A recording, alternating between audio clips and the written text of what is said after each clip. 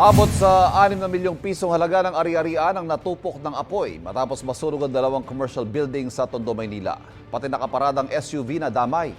May unang balita si Jomer Apresto. Maitim na usok ang sumalubong sa mga bumbero na rumesponde sa sunog sa Barangay 295 sa Binondo, Maynila mag-aalas 8 kagabi. Ayon sa Bureau of Fire Protection, dalawang 4-story commercial building ang nasunog sa lugar, napawang mga piyesa ng sasakyan ng laman. Itinaas ay kalawang alarma ang sunog dakong alas 7:59 ng gabi. Nasa 8 truck ng bumbero ang kinailangang rumesponde.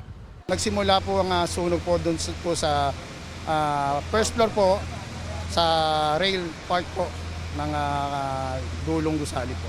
Umakyat po siya hanggang naapekto na po lahat ng fourth floor. Naging pahirapan ang pag-apula sa apoy dahil sa mga laman ng mga bodega at sa ventilation ng mga gusali. Alam naman po natin na ang mga auto supply po ay masyado po siyang madaling masunog at the same time may mga goma po yan. At ito po ay nagdudulot po ng maiitim na usok. Hindi po kami makakapag penetrate po ng maayos dahil nga po napakakapal po ng usok dahil sa poor po yung ventilation po ng building. Tumagal ng halos 5 oras ang sunog bago naapula mag-aalas 12:30 kanina.